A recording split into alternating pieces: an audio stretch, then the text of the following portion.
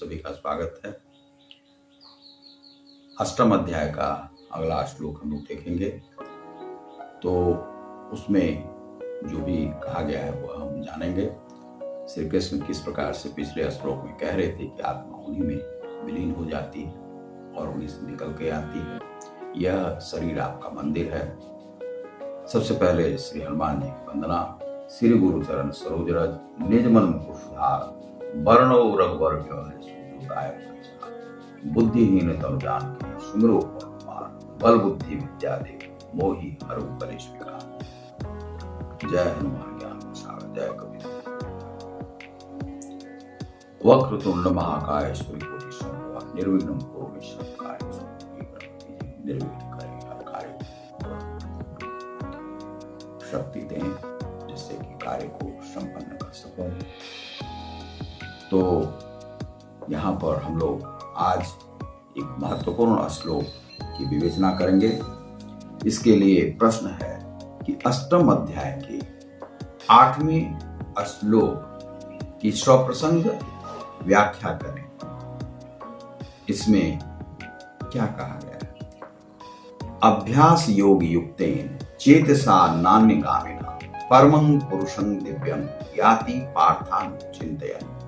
अभ्यास योग, अभ्यास से युक्तेन ध्यान में लगे रहकर चेतसा मन तथा बुद्धि से ना अन्य गामिना बिना विचलित हुए परमं परम पुरुषम भगवान को दिव्यम दिव्य याति प्राप्त करता है। हे पार्थ, जो व्यक्ति मेरा स्मरण करने में अपना मन निरंतर लगाए रखकर अविचलित भाव से भगवान के रूप में मेरा ध्यान करता है वह मुझको अवश्य ही प्राप्त होता है। यहाँ पर जो अभ्यास योग युक्तेन चेतसा नान्य गामिना, इसे आपको ध्यान में रखना है। जो अभ्यास के और योग के, योग से जुड़कर अर्थात ध्यान क्रिया आदि से जुड़कर कि अपने साधन को संपन्न करने के लिए और ब्रह्म को, जो श्री कृष्ण है, श्री कृष्ण का ध्यान करते रहते हैं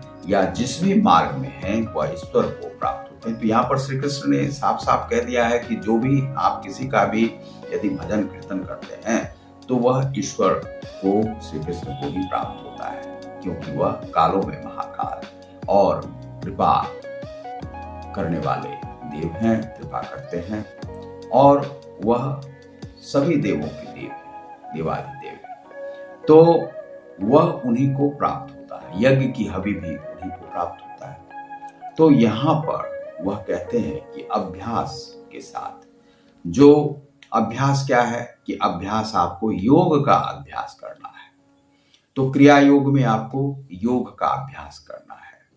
वह योग का भी अभ्यास यदि आप करते हैं तो वह आप जुड़ेंगे ईश्वर से, ध्यान की विधि से, विपश्यना साधना से आप जब जुड़ेंगे तो ईश्वर जो श्री कृष्ण है उनसे ही आप जुड़ेंगे। तो आपको अभ्यास उसमें करना है, योग के साथ क्रिया योग के माध्यम से, ध्यान के माध्यम से आपको जुड़ना है। अपने आत्मा को स्वच्छ रखना है। अब उसमें आपकी नियमित जो वह क्रिया है वह क्या होनी चाहिए? नित्य बहुत सारे जो साधु संत हैं वह नियमित रूप से सुबह में ही उठते हैं।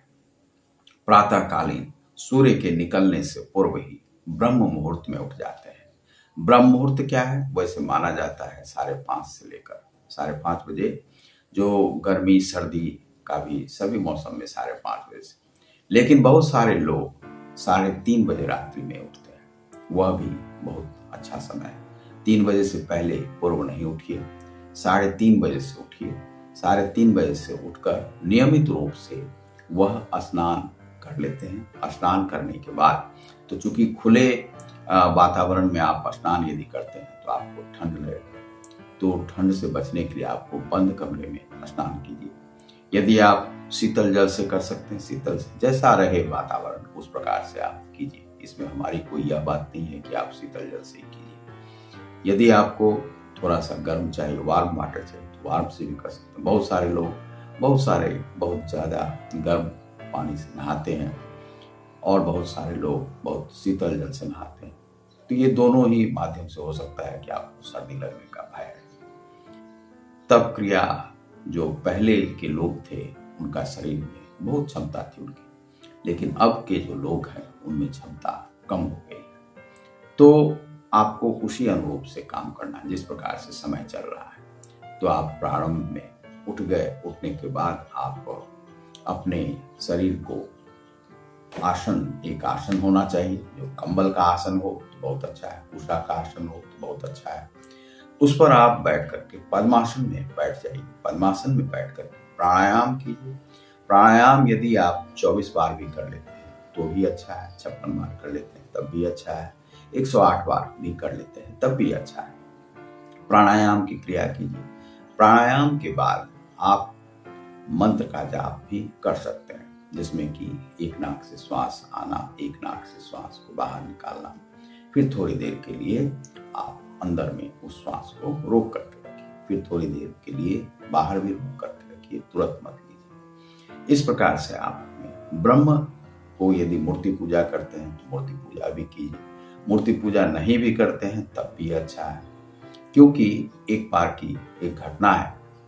रामकृष्ण परमहंस जी ने विवेकानंद जी जो बहुत सारे देवी देवताओं की पूजा किया करते थे, तो उन्होंने जब उनके कमरे में गए तो देखा बहुत सारे देवी देवताओं, तो वह बोले कि सभी देवी देवताओं को उठा के उन्होंने एक झोली में कसा और सबको जाके गंगा जी में प्रवाहित कर दिया। विवेकानंद जी देखते हुए बोले कि ये जो देवी देवता है जो तुम रखे हो वह देवी देवता नहीं, यह तुम्हारे मन को भटकाने के लिए, यह तुम्हारा मन भटकेगा। एक ही देवी का ध्यान करो जिसका कर रहे हो, बहुत सारे देवी देवताओं का।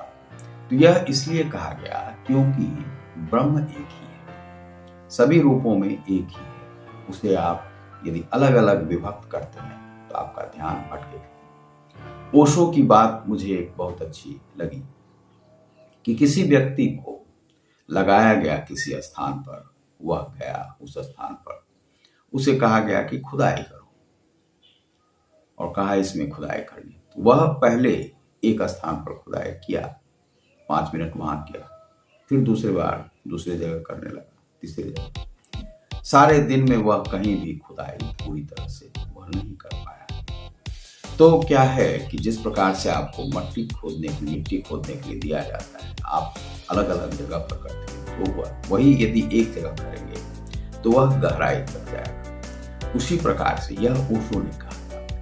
तो उसी प्रकार से मंत्र है और साधना है और दिव्य धाम में एक देवी देवता को यदि मानते हैं तो मानिए। यदि मूर्ति पूजा नहीं भी करते, शून्य का भी ध्यान कर सकते हैं, वह कीजिए। तो वहां पर यदि आप एक ही मंत्र का जाप करते हैं तो वह मंत्र गहराई तक जाएगा, उतरेगा। कभी आप श्री कृष्ण को करने लगते हैं, कभी आप माँ काली को करने लगते हैं, कभी आप दुर्गा को करने लगते हैं, कभी किसी का। उससे आपका ना तो ध्यान बनता है, लेकिन एक और जो तर्क बताए कि ब्रह्म एक नहीं, लेकिन उनकी शक्तियां अलग अलग हैं। शक्तियां जो है जो पृथ्वी पर है, हर लोक में अलग अलग विभक्त है। ब्रह्म को हम लोग पृथ्वी लोक में है तो यहाँ पर हम लोग देखते हैं कि श्री कृष्ण की अनुकंपा से, शिव भगवान की अनुकंपा से, लेकिन अन्य लोक में श्री कृष्ण ने कहा है कि सभी लोगों में एक है, वास्तव में वह एक है। लेकिन जो दूसरे लोक है उसमें विभिन्न अलग अलग रूपों में उन सबको पूजा जाता है। जो ब्रह्मांड की जो अन्य जो ग्रह नक्षत्र वहां पर यदि चिंतन और है तो वे लोग के आकार प्रकार भी अलग अलग हो सकते हैं और वे भी ब्रह्म को भजते हैं और ब्रह्म वहां पर अलग अलग रूपों में, यहाँ आप गणपति कहते हैं, वहां हो सकता है कुछ अन्य नाम। अब यहाँ पर जो ये शक्तियां हैं, ये शक्तियां भी विभूतियां हैं, ये सभी यहाँ पर विराजमान हैं, चाहे वह हनुमान के रूप में, शिव के रूप में। तो उनकी भी सिद्धि करनी होती है जो ब्रह्म और तंत्र मार्ग से लेते हैं। तो इसीलिए विवेकानंद अपने स्थान पर गलत नहीं, सबकी पूजा आराधना। उसी प्रकार से संसार में जब रहते हैं तो एक ही व्यक्ति जो महान है उसकी ही पूजा अर्चना आदर सत्कार, सबका आदर सत्कार, यह है जीवन जीने की कला। सबका आदर सत्कार, छोटे बच्चे से लेकर बड़े तक, बुजुर्ग तक। और सदपात्रता देखनी पड़ती कि कौन सदपात्र है, कौन आपके लिए अच्छा विचार रखता है, आपके लिए यदि हितकारी है तो उसे आप उसके पास बैठ सकते हैं, यदि वह हितकारी नहीं है तो उसके पास नहीं बैठ सकते। अननोन, जिसे आप नहीं जानते, उससे आप परिचय ले सकते हैं। अब उसे वह जानते नहीं है, वह आपका पैर छू दिया और यह कर दिया, उससे आपको हानि हो सकती है। तो पैर छुआने की भी जो प्रथा है वह भी गलत है। किसी का शरीर स्पर्श जल्दी करना ही नहीं चाहिए।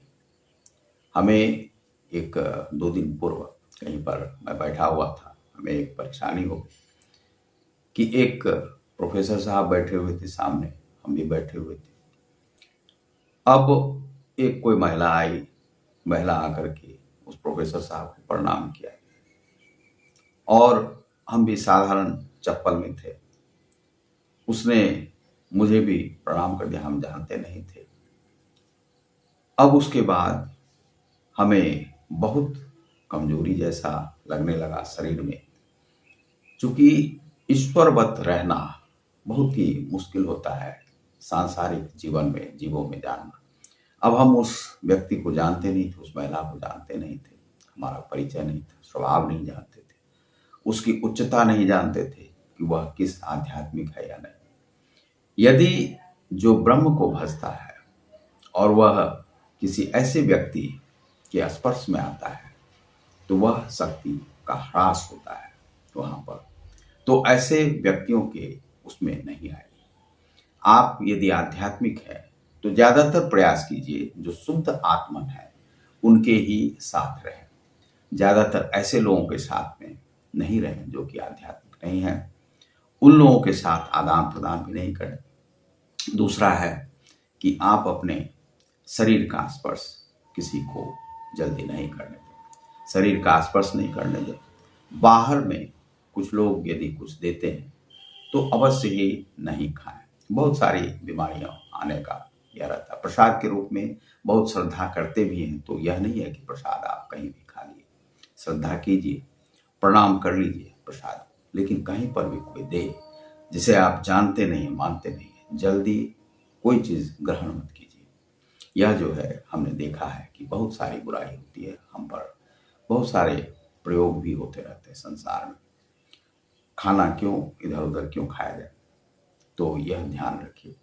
तो यह जो है यहाँ पर अभ्यास के साथ आपको ब्रह्म का भजन कीर्तन ध्यान के साथ आपको करना है सुबह उठकर। अगला जो श्लोक है वह हम देखते हैं। यह श्लोक हमने देखा।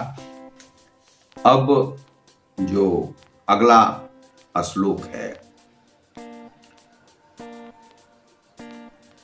तो इसमें उन्होंने कहा है कि मनुष्य को चाहिए कि परम पुरुष का ध्यान सर्वज्ञ पुरातन नियंता लघुतम से भी लघुतर प्रयाण काले मनसा चलेन भक्त्या युक्तो योगबलेन च भ्रूण मध्ये प्राणमा वैश्य सम्यक सौ तंग परम पुरुष मुवैति दिव्यम।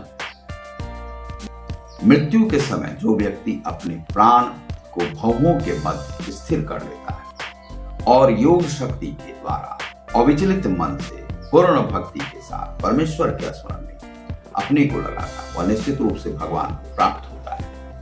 वह निश्चित रूप से भवों के बीच में आप इस ध्यान को लगाइए और मृत्यु यदि हो जाती है तो समझिए आप ब्रह्म को प्राप्त, क्योंकि ब्रह्म के रहने का स्थान यही है। अगला जो श्लोक है उसे देखते हैं। यद क्षरम वेद विदो वदंती विशंति यद्यतयो वीतरागा यदिक्षंतो ब्रह्मचर्य चरंती तते पदम संग्रहेन प्रवक्ष्य। जो वेदों के ज्ञाता है, जो ओंकार का उच्चारण करते हैं और जो सन्यास आश्रम के बड़े बड़े मुनि हैं, वे ब्रह्म में प्रवेश करते हैं। ऐसी सिद्धि की इच्छा करने वाले ब्रह्मचर्य व्रत का अभ्यास करते हैं। अब मैं तुम्हें वह विधि बताऊंगा जिससे कोई भी व्यक्ति मुक्ति लाभ कर सकता है। यह श्री कृष्ण कहते हैं। तो इसमें कहा गया है कि ओंकार का उच्चारण और ब्रह्मचर्य व्रत, इसमें दो महत्वपूर्ण है। तो ब्रह्मचर्य व्रत क्या है? तो पहले भी श्लोक में श्री कृष्ण ने कहा है कि भोगेच्छा के लिए नहीं, संतानोत्पत्ति के लिए यदि आप विवाह करके गृहस्थ में रहते हैं और तब आप फिजिकल नीड की पूर्ति करते हैं तो वह ब्रह्मचर्य में ही आता है। ब्रह्मचर्य में क्या है कि आपकी जो सहधर्मिणी है वह कैसी होनी चाहिए। सहधर्मिणी यदि उच्छृंखल है, इधर उधर रहने वाली है किसी के साथ भी, तो वह उसे गृहिणी नहीं बनाया जाता है। गृहिणी इसलिए कि आप में यदि उच्छृंखलता हो तो गृहिणी भी उच्छृंखल है तो कोई बात नहीं है। यदि आप आध्यात्मिक हैं और आपकी जो गृहिणी है वह आध्यात्मिक नहीं है तो हर व्यक्ति के साथ आपको फिजिकल नीड की पूर्ति नहीं करनी होती है। आपके समान व्यक्ति, इसीलिए सनातन धर्म में यह कहा गया है कि जो देख सुन करके गृहिणी को लाया जाता है। जहां तहां आप विवाह नहीं कर सकते हैं तो उससे आपको जीवन में बहुत सारी कठिनाइयां आएंगी। लेकिन ऐसा नहीं है कि सभी गृहिणी या सभी महिलाएं उसी प्रकार की होती है, ऐसा नहीं। महिलाओं में अच्छे गुण भी होते हैं, वह पुरुष को पहचानते हैं। लेकिन क्या है, हमारा कहना यह है कि जो नियम धर्म से रहने वाली जो गृहिणी है उसके साथ ही आप रहें, उसी से आप जो है अपनी संतानोत्पत्ति करें और उसके साथ आप हर प्रकार से, तो यह ब्रह्मचर्य व्रत में ही आता है यदि आप गृहिणी के साथ। और ब्रह्मचर्य व्रत में वह नहीं आता है कि आप जहां तहां गए और उस प्रकार से आप संतानोत्पत्ति तो नहीं, केवल फिजिकल नीड की पूर्ति करते हैं। तो आपका ब्रह्मचर्य वहां पर आप योग क्रिया से बिल्कुल ही आप वह नहीं रखते था। तो आपको योग क्रिया में ब्रह्मचर्य का ध्यान रखना होगा। इसमें हम आपको यह बताना चाहते हैं कि मनुष्य को ब्रह्मचर्य के लिए, संतानोत्पत्ति के लिए प्रयास नियमित रूप से उतना भी नहीं करना चाहिए। मान लीजिए एक बच्चे हो गए, एक बच्चे की आपको उपलब्धि करनी है, एक का कर सकते हैं, दो का करना है, दो की आवश्यकता है। यदि आप पूर्ति कर सकते हैं तो उसका भी आप कर सकते हैं और संतान तब अच्छी होगी। और बहुत सारी बातें हैं जो आगे आपको बताएंगे। यह ब्रह्मचर्य। दूसरा है कि योग क्रिया में जब आप जाते हैं तो आप ओंकार का ध्यान करें। ओंकार, ओम में सारे ब्रह्म उसी में निहित है।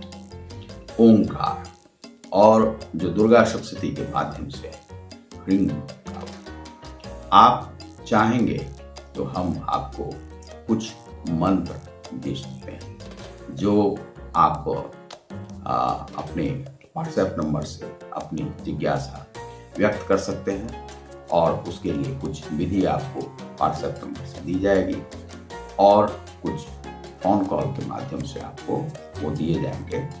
तो वे मंत्र आपके लिए, तो कुछ प्रश्न आपको व्हाट्सएप के माध्यम से पूछे जाएंगे। तो व्हाट्सएप नंबर आप ले सकते हैं और उसमें आप 800217055 यह व्हाट्सएप नंबर है, 91+ पे आप कर सकते हैं। दूसरा जो नंबर है 6207164616, इस नंबर पर आप कर सकते हैं व्हाट्सएप।